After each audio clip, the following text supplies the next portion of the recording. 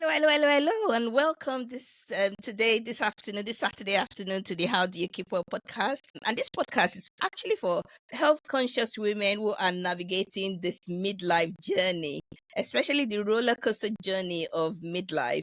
And today's episode, we're talking about the quickest way to lose weight in midlife. Spoiler alert.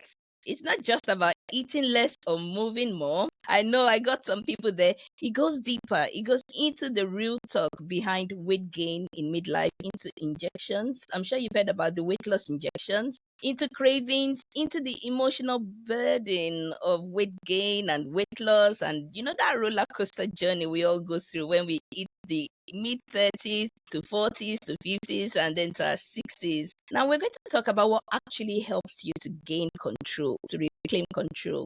And today I'm joined by the vibrant, I can assure you she's vibrant, she's brilliant, and it's Dr. Sandra Isibor. Good afternoon. Yeah, thank you for having me and thank you for all you're doing for women Oh, across the globe. thank you so much. I'm so grateful. I wish I can play some music now so that I can get you to dance, but I don't think my music will play very well. We just need to have a bit of a jiggle, That's don't a we? moment, I love that. I love that. Keep How was moving. your run this morning? Was it good? It was good. It was good. It was good. Excellent. Yeah. The weather right now is brilliant, for runs, for walks, for everything out there. So it's the time to move. No excuses at all, right? I know. Your mood is just uplifted into when you're outdoors. Yes. Honestly, it makes such a big difference to our well-being. So Dr. Sandra is a GP, and she's a lifestyle medicine physician, and she's an expert in obesity and weight management. Sandra's energy is contagious. The first time I heard her speak, I thought, oh my word, I just want to be with this lady. And her insights are game changing. So just before we delve into what we're going to talk about, I'm sure, Sandra, you've seen the struggle for many women, haven't you? Absolutely. It is real. A lot of women I speak to constantly worry that their body is changing. There was one woman, and I always like using this story. And she came into my consultation room and she said she couldn't look at herself in the mirror. And I wondered why. And I asked her, she said she can't believe how much her body has changed in midlife. And I thought, wow, this is deep. It's not just about weight gain, weight loss, it's the fact that the body is changing, isn't it? Yes. And sometimes the frustration is that nothing is working. Some people say they've run, they're not eating any more or any less. So I'm really glad that we're diving into this today. And before we go on, I want to do what I call a quick fire round. Sandra, are Let's you go. ready? Let's go. Just say the first thing that comes to your mind, okay? What is the biggest myth you've heard about midlife weight loss? It's impossible to lose weight and it's inevitable you will gain weight. Absolutely. I hear that all the time. It's expected. Now, what about this? This is about the weight loss injection, guys. It's about Mounjaro, Wegovy, Ozempic. Do you think they are miracles or is it just mayhem? Miracle. Wow, amazing. I love that answer. And I can't wait to get into this with you. Now, my third question, which one is harder to quit? Sugar or smoking? Sugar. Honestly, well, you know what? I believe sugar craving is such a big part of midlife for many women. The chocolates and all sorts of sugary drinks and donuts and also all those things. And again, I will be keen to hear your thoughts on those as well. Now, what is the most underrated appetite suppressor? The most underrated appetite suppressor, I think water is. Ooh, that's a good one. Yeah. Honestly, because most of the time when many people, and I find as well that when I'm hungry or when I think I'm hungry and I drink water, actually things just calm down and then I'm able to be calm enough to just, make my meal or wait for my meal to finish cooking rather than snacking all the way. Now, the next question is one food you can swear by for cravings. For me, this is biased, but for me, granuts. That's my Really? peanuts. Yes. Woo! Well, it's got everything, hasn't it? Yes. It's got Healthy fats, protein, fiber, healthy fat as everything well. So, is power packed. but this So is my own. yes. I think I would agree though, because sometimes you just want that quick one, Mm, rather than something too sweet. My own is just nuts generally, so I would agree with okay. you. No, I mine have has to be toasted Groundnut. groundnuts straight from Africa, not over the shelf, fresh, No, fresh. prepared with Gary, not sand. You don't need to Yes, make it with sand, but mine has to be prepared with Gary. Gary. Oh It has to be fresh wow, from special. the globe, from Africa, straight up Nigeria. That's special. Like toasted groundnut. Yeah, yeah. That for me, that's my pick there, I boy. can even imagine you kind of salivating as we're I talking am about getting it. hungry now. This one, So my next question, I think there are two more questions, or maybe three more questions here. What's worse, belly fat or burnout? I agree. I think that can lead to so many different things, and absolutely. it can be nipped in the bud if Yeah. you are catching it very early. Okay. Now, one thing every woman should stop doing for weight loss. What do you think that thing should be The one thing every woman should stop doing is stop for weight? stressing about weight loss. Stop stressing about weight loss. I'm sure we'll talk about that more. Stress is not Mm, good. It slows your weight loss, mm. causes you to gain weight. Yeah, It stops you from sleeping. exactly. So many things. So many things. It doesn't help weight loss in any shape or form. There's no need to stress about it. Just have a plan. Absolutely. And if you had to put midlife metabolism in one word, what would that be? Slow. Wow. Deep insights here. I'm so glad I'm speaking to you this afternoon. I can't wait to unpick these things. In a nice short time, I can imagine the full impact of our conversation to so many women listening out there. So I'm going to go into this next segment, which is basically what this metabolism is in midlife. You mentioned slow. Tell me a bit more. Why do you say it's slow? What really happens? So I think maybe the first thing is to define what midlife is, because it might mean different things for different people. Me heading more towards 40 now, I'm like, oh, am I going to be midlife soon? I mean, historically, it's been between 40 to 60. But I think now, because we're living longer, more people are choosing early 40s, from even from 45 to like early 60s. So that's midlife. So what happens midlife? Specifically, obviously, we're talking about women's health today. The first thing is, as we know, as you're midlife, you're heading more towards the menopause.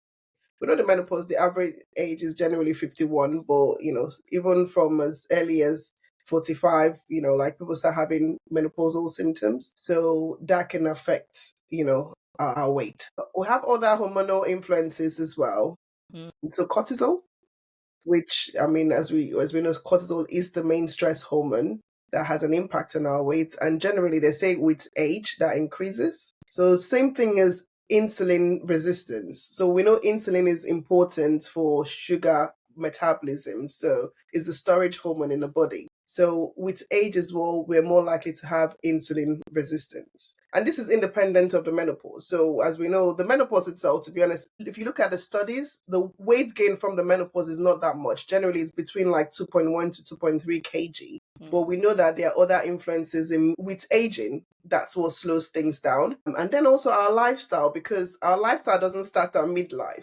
So our previous lifestyle, all of the things we've been doing or not doing before we get to midlife, can influence our weight when we get to midlife. So that's really important. Yeah. So many different factors, and that's why I say to women, it's not just about your menopause hormones, which obviously is the estrogen and progesterone and testosterone. And like you rightly said, there are so many other hormones, the cortisol and the insulin resistance, and the way each of them just play with each other. I always find it quite fascinating. And obviously, we do know that estrogen plays a central role in a lot of these things. But let's not underestimate the impacts, that these things have on our weight gain. One of the things you mentioned, Dr. Sandra, is insulin resistance. And I just want to understand that a little bit more. How does that actually contribute to the weight gain that women have in midlife? Okay. So insulin is a chemical that's produced from our pancreas. So our pancreas is a small organ that sits somewhere around just behind our stomach. And as we know, insulin is important because if we have too much sugar in the blood, that's more or less diabetes. So with insulin in middle age, usually what happens, we're producing insulin, our body cells are not responding to it. So like our muscle cells are not responding to the insulin. So then you have a lot of sugar in the blood. And of course, the sugar has to go somewhere, and it can get stored as fat.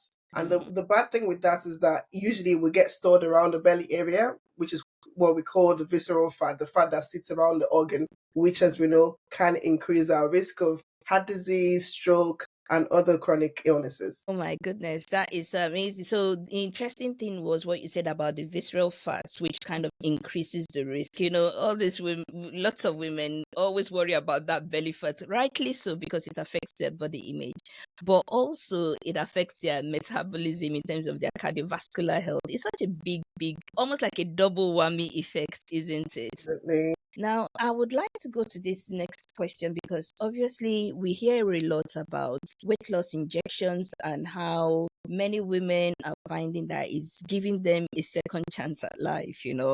I always find the stories very fascinating and actually quite moving. And we know, unfortunately, on the NHS, there's restrictions on who can have it and who can't have it. There are lots of guidelines around you who can use it anyway. Let us just break it down a little bit. What are they? Can you tell us how they work and who they are really for generally? So, as I said previously, I think the weight loss injections is a modern day miracle. I mean, Yes. there have been weight loss medications before, not necessarily injections, and for different reasons they were stopped, some of them. Some of them we still use, but the modern weight loss injections, as we know, they're very effective. If you look at the studies, I mean, you have average weights at a maximum dose. For example, for Mounjaro, you could have up to 15 to 20 kg of weight loss. So that's really, really effective. And the good thing with that is not just about the weight loss, because weight loss is one thing, but it's also about the metabolic impact, because it can improve your sugar control. So some people have even successfully been able to go into diabetes remission easily, or at least reduce their HbA1c. Obviously, when you lose weight, it takes away some of the pressure on the joints. As we know, obesity can be linked to arthritis, osteoarthritis. It relieves back pain. It helps with mood. It helps with people's confidence as well. So it's very effective, and it reduces that risk, as we're talking about, of developing cardiovascular disease and even stroke. Which, I mean, as we know, most of these things can potentially lead to that. So it can be life saving and it can be life changing. We can agree with that. I do agree completely. I guess for many people, they worry that, there's not a lot of long-term studies on some of these injections. And I think that causes a lot of anxiety, even amongst medical people as well. And there's always the worry about side effects. From the few women I have spoken to, it's like a 50-50. Some women tell me that it actually works well for them. Other women get a lot of side effects with it, which actually makes them stop using it. I remember a lady I was looking after who went on Mounjaro, I think it was, and she said it worked, but she became very poorly afterwards. Mm-hmm. Are there any downsides, any risks that you know of, perhaps from your own clinical experience, that you would like to share with us at all? I think the first thing you highlighted is that individual variation. Everyone would respond to the injection differently because of our metabolism, because of our hormones, because of genetics. Again, so there are so many interplay of factors that will determine how you respond, and also how much side effects you get. And you're right. I mean, the common side effects, nausea, diarrhea, constipation, dizziness, headache, those things can, throw people off. So I can understand that. However, if, people can persist, I think it's a good way to kickstart weight loss, especially for people that are morbidly obese. And when I say that, I mean people with very, very high BMI that is already putting them at risk, which is why, NHS at this point, because it's not affordable. I mean, if the NHS paid For for everyone. everyone that actually deserves or needs the weight loss injection, then I think probably would have no money left. So they have to stratify the risk, which I agree with. And for now, they're treating people with comorbidities. So people with already obesity related health conditions like type 2 diabetes, sleep apnea, and high blood pressure. So that's important. Why I'm saying that I mean, because as you mentioned, we haven't got long-term data. So potentially that can be, we don't know what's going to happen in the next 10 years. We don't have anyone that's been on it for that long. So yes, potentially there might be risk associated with that, which is why when you're prescribing those medications, you need to make sure that at least the benefits of prescribing it outweighs the risk. So it's not okay for people with normal weights just to use it, just as, okay, quick fix. I'm just going to take a shot here because I'm going for a wedding and I want to look Yeah, I'm getting dressed. married in I'm two getting months married, time. exactly. I'm just going to take it. So it's not for that use. The good thing for obesity is that at least if you can kickstart that weight loss, because as we know, the weight loss injection, what it does, it suppresses the appetite and then you eat less. And the good thing with that as well, we're talking about all the chemicals like insulin. It improves the sensitivity to insulin. So Yeah. you're less likely to have that, to develop diabetes or have like really bad complications from diabetes because the diabetes is controlled. And then also we know that it also helps with, we're saying about our mood. Okay. Yes. For some people that's life changing because like you said, that lady, she can't look at herself in the mirror, so again, this injection is gonna might make a difference for her in that respect.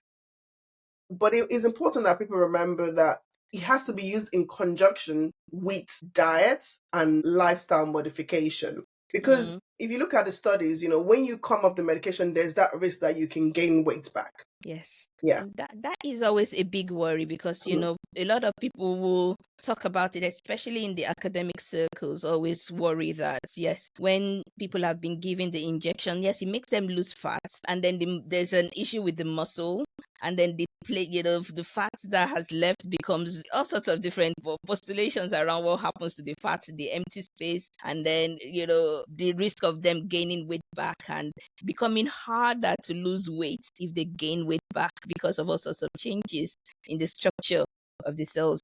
And I guess the worry for most people, by the time you get one side of the story from one academician or clinician and another side of the story from the internet and TikTok, and you begin to wonder, where do I stand with this? And I guess that makes some people really scared about coming forward to ask for help. One of the things you said, Dr. Sandra, is that, it's an appetite suppressor. And you also mentioned, it's not just the injection, it's also about the diet and also the lifestyle changes. Can we go into that a little bit more? I'm just a bit curious. I just want to know whether or not there are other options that can also suppress our appetite. And I know I asked one of the questions earlier on, and you mentioned water as an appetite suppressor. Let's go into that a bit more. Are there other options that people can maybe explore if they're keen to maybe to do things in a natural way? Yeah, that definitely. But before we get to that, I think it's important. That's why the science of obesity is so important. It's not just about losing weight. Anyone can potentially lose weight,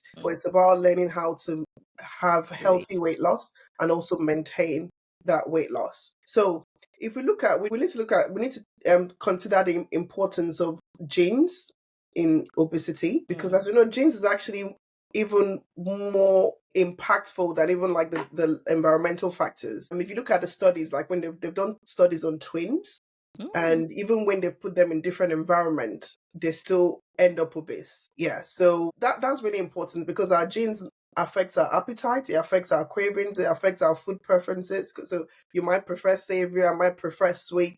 So all of those things are our genes playing a role in that. It affects how we break down food, it affects what we absorb when we eat after we've broken down the food. So there's so many factors involved in that, which is why when we're actually doing a weight plan, you have to take that into consideration. You have to take a history from the person to know exactly why, or try and work out exactly why they are gaining weight. So at least when you understand that, then you can advise. You mentioned potential natural appetite suppressants. So I'll say water helps because most times we're not, as you know, there are different types of hunger. Okay. Definitely. Let's talk about that. I'll explain that a bit more, and then we'll talk about the appetites and why Suppressant. I think the appetite Let's suppressant. go into that. I really want to hear about the different types of hunger. Yeah, I think there are probably up to 7 or so, but the main 4 ones are physical hunger, which is what we know, where obviously you don't have enough fuel, your body needs energy, and your stomach is churning, you're hungry because you need energy, so you need to eat to replace energy to be able to function. So that's number 1, and that's obviously essential. That's essential to survive. And then the other types of hunger is not essential basically. One of them is emotional hunger. So that's where you eat based on your emotions. So if you're sad, you're happy, you're bored, you just eat to suit those emotions. When you just feel like, eating chocolate just because. Yeah. It's been a fantastic day. Let's just have a bottle of wine and like chocolate. So that's emotional. You're not necessarily hungry, but you just want to suit that emotion. The problem with that is that you end up eating foods that are quite high in sugar, fat, salt, because those are the foods we crave for when That's we correct. eat emotionally. And then we've got hedonic eating, hunger rather. So that's where we eat to reward ourselves. Wow. Okay. Yeah. So it's like, oh, I've just passed my exams, fantastic. I'm just gonna go out and like have a I have good spread, fun. have Have a fun. nice burger. Exactly. Which is fine. Like once in a while we can do that. But when it becomes a habit and a pattern, then that becomes Mm, problematic because again we then tend to overeat. mm. And then the other one I was going to mention, sometimes I think probably I was guilty of that as well, where you have a routine, and you just want to eat because that's your routine. Like you wake up in the morning, you just want to have breakfast because that's always been your routine. You have Or you three, just open the fridge and just want to exactly. eat. You have 3 meals a day, so you just want to eat. Or you get to a specific location, like when you go on holiday, you're like, now I'm on holiday, we're gonna let Yes, loose. I'm Yeah, guilty. Guilty yes. as charged. That's habitual hunger. So you're not necessarily hunger, but it's just the location, the environment, all of those things, and the habits and routines that you develop would cause you to eat. Okay. So those are the types of hunger. So we need to understand. Obviously, if we're physically hungry, we need to eat. Yeah. But the other types of hunger, we don't necessarily need to. So that's why we need to then think, why are we hungry? So, like I Mm. said, drink water first and see if you're still hungry. You would find out. Okay. So what natural? So that's why I said water is so important because most times it's because we're thirsty and we're dehydrated, and sometimes we don't know how to process those signals. We just like think it's the same thing because obviously your tummy is feeling something, your gut bacteria are like shouting, I need fluids as well, Help and us. help Feed us us. exactly. You feel like, oh, I need to eat. So most times, as part of weight loss, it's good to drink first and then see if you're still hungry. And then the other thing is having fuels that would last longer. So Yep. like having high protein food and healthy protein sources. So, like lean meats, fish, dairy, legumes, plant-based protein is quite good as well. So protein can keep us full for longer. So it's good for satiety. And then fiber as well. As you know, fiber would add bulk to our, Yep. our, our diet.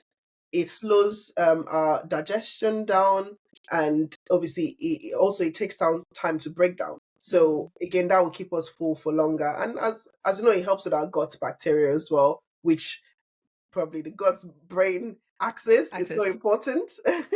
Especially when it comes, I suppose, especially when it comes to things like you mentioned lean meats and fish, and the way the body is able to produce things like serotonin from tryptophan, the types of food we eat. Hmm. And that's where it's really important for the, like we talked about, the emotional hunger. When Yes. we eat certain things, then our body is able to produce more of certain things that will keep Yes. our mood stable. And I Yes. like that.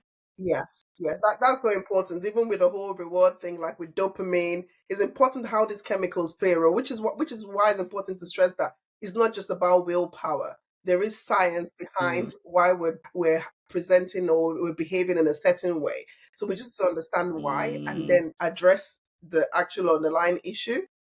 Wow. Yes. Wow. So high fiber is good, protein is good, healthy fats, of course, is also better than having saturated fat.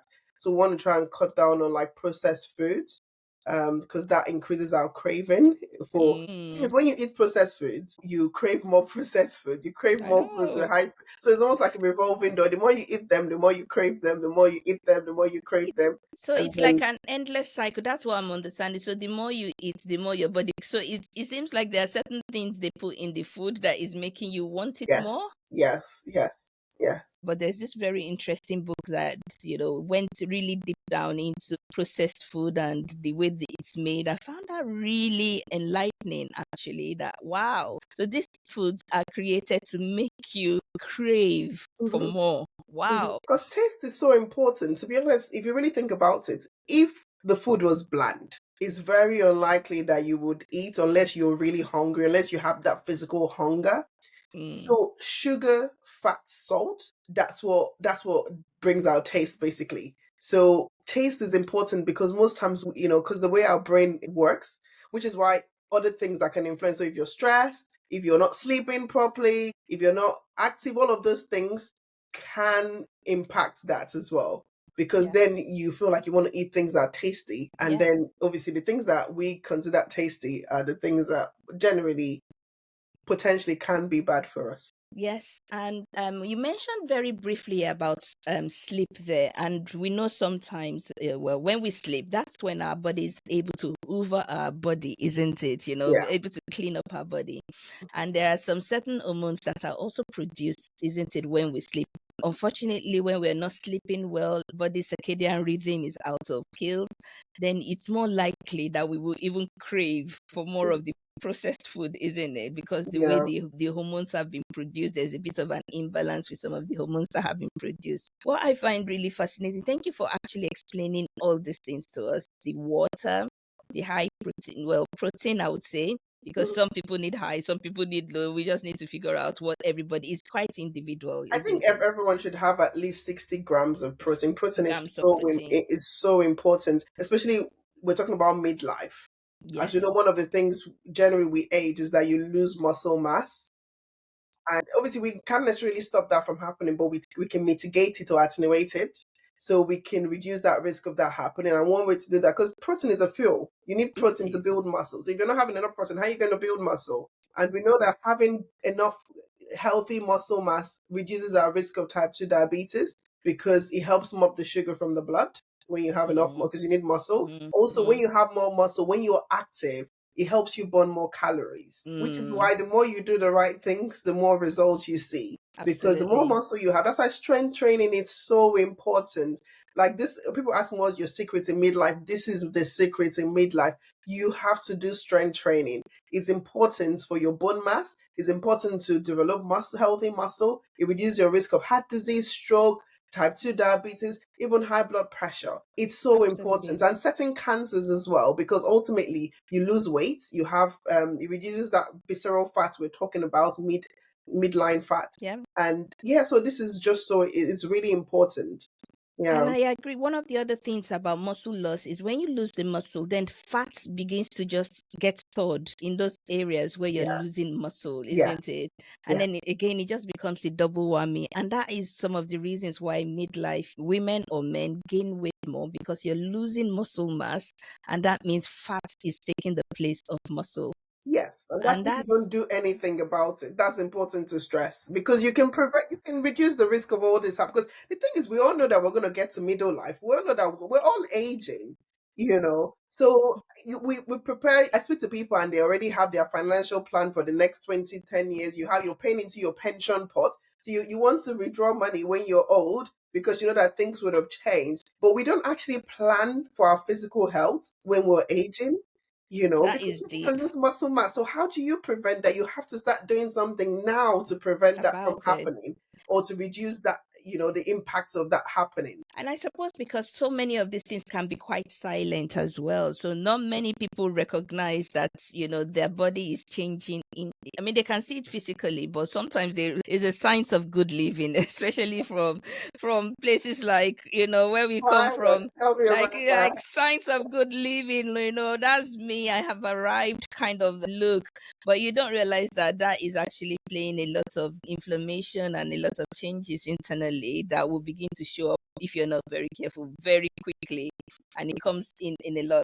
So you mentioned fiber. So you've talked about 60 grams of protein. Fiber, is there any amount, any specific amount of that we need to eat generally? I mean, to be honest, the UK population generally we're not having enough. We're not having enough fiber, definitely. I mean, it depends. Again, it depends on what you eat. Yeah, that would determine how much or what type of fiber you have. But again, even if I think we should get into the habit of first of all having whole meal foods, whole meal grains, Mm, because mm, that has fiber. If you swap a lot of the starchy carbohydrates to like whole meal, first of all, you're going to get more fiber from that. yes. And then you can also add fiber to your food. So, Mm. like seeds, sunflower seeds, the seeds and the nuts. You can take a handful, you know. Quinoa. I love quinoas. Yes, yes, yes. Yeah, so you can, it's easy. I mean, and it's interesting because it's easy to eat fiber. If we change our routines, you Mm. would find that you're incorporating fiber in most of your food. Fruits and veg has fiber. That's Yeah, correct. And that's what they talk about, especially when we begin to juice some of our fruits, that you actually lose the fiber in it. So, for example, orange juice, when we juice it, we lose some of the fiber. And these are really important sources of things yeah. that can really help us as well. Amazing stuff. Now, you've mentioned all the food groups, but you haven't mentioned carbs. What do you think? Because I have a lot of people talk about carbs this, carbs that, low ketone, all of that. What are your thoughts about that generally? So the first thing to say that carbs are not the enemy. Okay, That's carbohydrates is true. not the Yes. enemy. It's Yes. our choice of carbohydrates that can get us Mm, into problems. mm, Yeah, we need carbs. Yeah, but the thing is, you don't need that much carb because a small amount of carb can produce a lot of energy. that's correct. So, I mean, if you look at the Eat Well plate, you would recommend maybe like having a quarter of your plate to be carbohydrate. And then if you're going to choose carbohydrates, you need to choose whole meal carbohydrates, avoid processed carbohydrates, starchy carbohydrates. And I know you're talking about keto diets and all of this, and you don't necessarily, I mean, you can get fuel from other sources as we know. You can get fuel from protein, you can get fuel from fat, which is fine, but it's important that you remember that it's not one size fits all. And yes, if you want to do the keto diet, that's absolutely fine, but it might not be advisable for long term. No Yeah, so it might be a good thing to do, to option. lose weight, in the short term, because ultimately you still need, and it's easier to get fiber as well from carbohydrates. So it's just the choice of carbohydrates. So aiming for foods that have got what we call a lower GI index, so that's less likely to spike your blood sugar. That's Definitely. important. Yeah, because I, what we want I, to do is really for Black people. I think about that mm, all the time. We are high mm, risk of type 2 diabetes even from a very young age, from as early as 25. mm. My grandma actually died from the complications of diabetes. I'm So, sorry to hear that. Mm, it hits home all the time. It's like, what am mm, I doing now? Because I know yeah. I'm at risk. I've got a family history of type 2 diabetes. So what am Mm, I doing to reduce mm. that risk? Risk, absolutely. That's something that plays up on my mind. I think for me, it was a wake up call when I had um, gestational diabetes, and I then had the opportunity to monitor my blood sugar levels when I eat, and that Mhm. was when I realized a lot of the African food I eat actually just spikes my. Spikes your It sugar. was unbelievable. So what? It just spiked my blood sugar very high, and in my mind I thought, well, okay, this is a very small amount I'm eating, because obviously for a number of pregnant women, they eat small amounts frequently because of the way the stomach is built. And I realized that even just a small amount of something like pounded yam was just spiking my blood sugar very badly. Mhm. So that's when I knew that no, this has to change. Something has to move. I want to quickly go on to something that is becoming quite popular, and I don't know if you know about this medication or a herb. I'm not even too sure what it is, but I've heard about it in few different places. It's about berberine. I'm not sure if I'm even pronouncing it right. Have you heard of that before? Well, I've recently heard of it, and from my understanding, it's a plant source, which is meant to be natural. I mean, they use it for other things, for infection, inflammation, so it's used for other medical health reasons. Not Mm. prescribed, but I mean, as a supplement. But I know now it can be used to aid weight loss as well. I mean, there's no real, obviously, from evidence-based perspective, we usually would prefer doing something like a random control Controlled trial, trial. randomized control trial, where obviously you've made sure that you've got rid of all the confounding factors and things like that to make sure that the biases are less for the Mm. studies. There's not much on that. A lot of the Mm. studies are just like observational studies and like people giving their feedback. But again, I think when I was looking at the research, it's only like 17 studies available now. Oh, Then wow. those So there's studies, yeah, people are taking different amounts, so you can't mm, really it's not draw a lot of standardized. conclusion from it. Well, potentially, I mean, some people reported weight loss, but again, is it the actual supplement or could it be other factors? Either they were adopting more healthier lifestyles, or I'm not sure, but yeah, potentially they can aid weight loss. That's interesting because one, you hear all sorts of things. I think we're in a generation, maybe 20, 30 years ago, we never could imagine, you could, and so for some of us from medical school, we never heard of some of these things before. Like, what is that? But now you just see it everywhere on TikTok, and people are willing to swear by it. You're like, what? I used that and it helped me. And you're like, okay, how much of Yeah. evidence is I mean, behind? exactly, the safety, because the reason why we do research is not some things can work. It's Yeah, just that what are the implications? I know obviously with medication you can also have side effects, yeah, but at yeah. least most of those things are done in a controlled way. Good way. So And that's it's why, all this standardized supplement as well. potentially, exactly. So it's standardized. So whereas with this, potentially, you could be causing more harm than good. But the Thank you verdict is for is out there. Thank you for shedding light on that one. And one more question before I go to the next segment. We talked about the different types of hunger. How is it possible for a woman, the average woman, how would they be able to differentiate between physical and emotional hunger? I'm just using a random example. For example, physical and emotional hunger, or for example, the hedonic hunger that you talked about. How can we how can we know so that we can help ourselves better with Mhm. those types of things? Okay, I think the first thing to say that our body is it's amazing. Like we all this, our appetite center is in the brain, in the hypothalamus, and we have all these chemicals that's produced. The main ones that control our appetite is leptin and ghrelin. So Mm, ghrelin encourages us to eat, whereas mm, with leptin, the hormone leptin, it's like, oh, you've had enough, now you can stop. mm. So if it's working well, that would send signals and to the brain, and then you might notice that with physical hunger, you feel that's when you're feeling a bit tired, no Tired. energy, you can't concentrate, your stomach is growling. All of those things, that's your body telling you need fuel now. So the body actually will tell us when we need fuel. Yeah. So that you would get with physical hunger. Whereas with emotional hunger, like you might just be sitting on the couch watching TV and you're like, oh, I've got popcorn. Yes, and I'm so bored that Netflix pop now. They say, in fact, there's even a Netflix brand of popcorn, like Oh Netflix my and word. chill brand of popcorn. Can you imagine? Yeah, so all of those things again. So you're like, oh, I just want to chill, chill mood. I just have popcorn or with like. So that's how. So that would trigger overeating, you know. So and then as we know, weight gain. And when you said trigger overeating, one thought came to me. It's about, how people you can learn to eat slowly, mindfulness eating. And that's something I've had to learn, as a woman. Especially breakfast in our house is very quick. Your body is not getting enough time to get the signals that it has eaten because your body hasn't released enough of the hormones to actually help you to stop eating. So you end up realizing, oh, have I eaten or not? When did I last eat? And then you end up Mhm. eating more and more. And then the frequency just keeps increasing throughout the day. Sometimes it's about just slowing down, isn't it? Slowing down, eat your food, enjoy the taste, enjoy the feel, enjoy the texture of your food.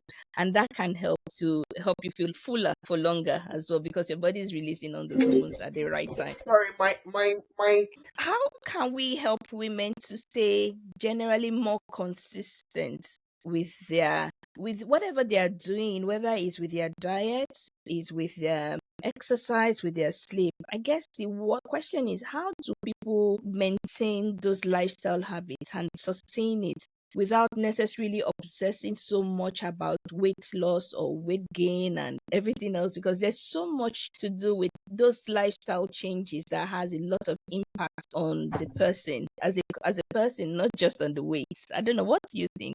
What can help women stay more consistent? So I think the main thing is to remember that it's not a sprint, it's a Mm, marathon. It's not even a mm, destination. You're on a journey. I mean, everyone you can't get to a point where you're like, oh, I'm so fit now. I don't have to do anything again, and I'm fine for the rest of my life. No one ever gets to that point. So we're all on this journey, regardless of our weight, regardless of our health, and our medical history or anything like that. So it's important to recognize the journey. So if you're on a journey, you're going to prepare. If you're doing a marathon, you're going to pace yourself. You're going to be mm, running, like, sprinting when you're on a marathon because you're going to wear out and you might end up not even completing the race. So you mm, need to pace yourself. You need to take things, do the right things.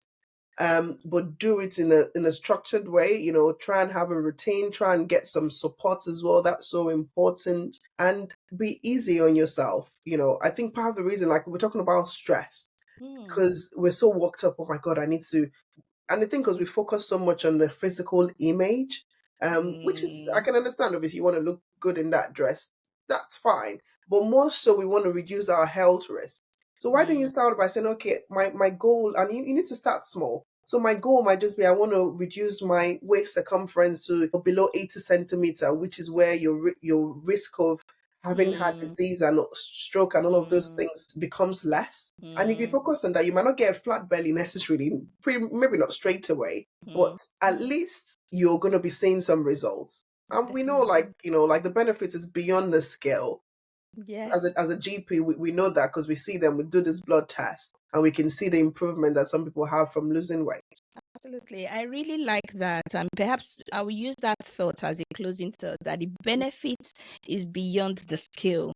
And I think that's one mindset that I would hope people listening to this can pick up, that it's not the quickest way to lose weight after all. Hmm. The benefit goes beyond that. We see it in your cholesterol, we see it in your blood pressure, we see it also in your confidence levels as well, the mood. There are things you can use, like we've talked about the weight loss injections that we can use, but there are also things you can do that can help you. It's not just about the weight loss, it's the journey itself, the people you even take with you. Yeah. And there's so much to take away from this today. Thank you, Dr. Sandra. This was, I think, from my own perspective, this was good. Just sitting down with an expert in obesity and lifestyle medicine, which is a fantastic combination, to be honest with you.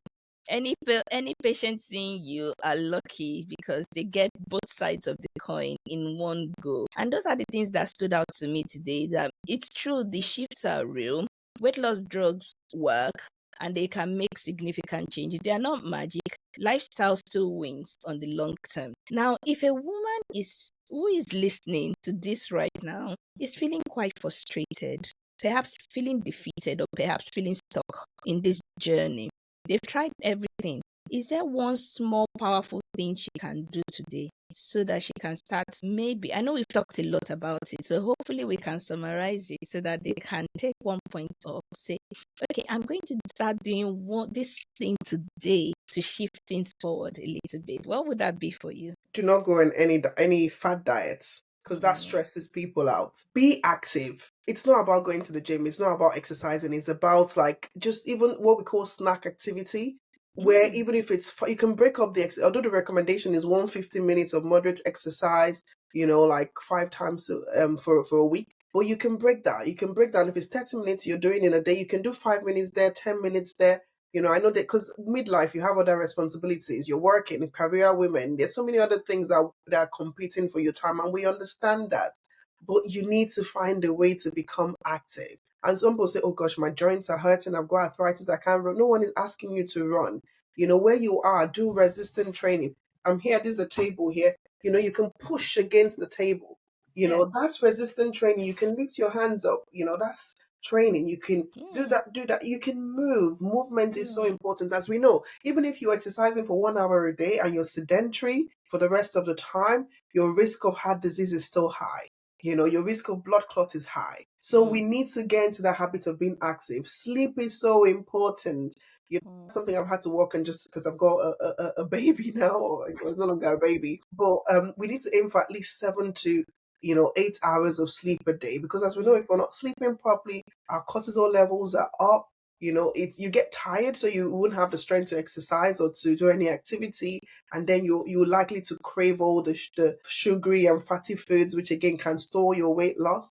And then emotional connectivity. You need to have social relations, enjoy life. Do things.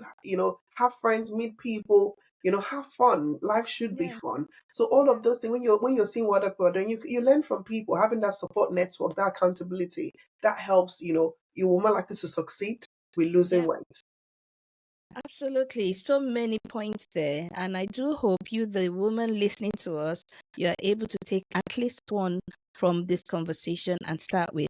And one of the things Dr. Sandra said earlier on is, getting people along with you on your Mhm. journey. You may find that just saying this to somebody, look, I'm going to start sleeping maybe 10 o'clock or whatever time it is, you'll find that that makes a difference to you. Even if it means telling just one person, or even if it means just putting your shoes or your trainers by your bedside in the night Your before you car, mine stays in your my car car. So think of work, permanently. I've got no The excuse. excuse, yes, make It's it your time. That's easy. the reality. Like you've had a Make busy it so day. easy for In your head, I'm like, I yourself. just want to chill. That's Yes. a bad word actually. I think that chilling has put people in so much Oh, trouble. it has. I agree with you because it's the opposite of what your body really needs at that Mm, point in time. But yes, thank you so much, Dr. Sandra, for a wonderful afternoon. You thank still you owe as me well. my dance. Thank you so much. I'm sure all our listeners are thanking you as well and for this wonderful, wonderful conversation. It was so down to earth and it was so beautiful just to hear you talk. You look beautiful as well. Thank you. Can I just say something? I know because this is obviously what we're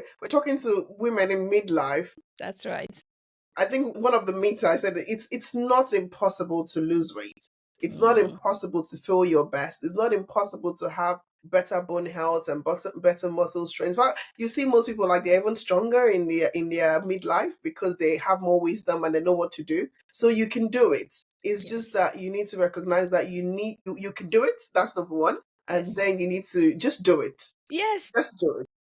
But start small. Start small. Don't set yourself, up, for failure by like setting this unrealistic goal. Or I want flat belly in like 6 weeks. This is what they tell you when you go online. Oh, how you can get flat. No one gets flat belly in 6 weeks. Have your summer body. Like, what does Exactly. that even mean? If you do that, you might succeed, but it's not going to be sustainable. So we want you to do what is sustainable. Well, you're going to be fine. You're loved. You're cared for, and Absolutely. look We're after seeing yourself. you. We see you. We'll see you. We're here. We're your doctors. We're here to look after you. We're here to look after you. So, if this conversation has resonated, you've heard it all from our specialists today. I would like you to share this episode with a friend who you think might need to hear this, especially the encouraging words that it is possible to lose weight. If you would like to connect with Dr. Sandra, I think you should check out the show notes for her links, but she can also be found on Instagram, I think on Health Active. Am I Yeah, right? Health Active. Don't worry, we're going to revive that page very soon. But yes, on Health Yes, Active. active, but definitely you can connect with her on Instagram, or if you wanted to leave a note for us, we would connect you to Dr. Sandra as well. So we finished the episode today. Thank you so much. Once again, until next time, keep well, stay curious, and honor your commitments to yourself. Okay? Have a good afternoon. Bye. Thank you. Bye bye. Thank you so much.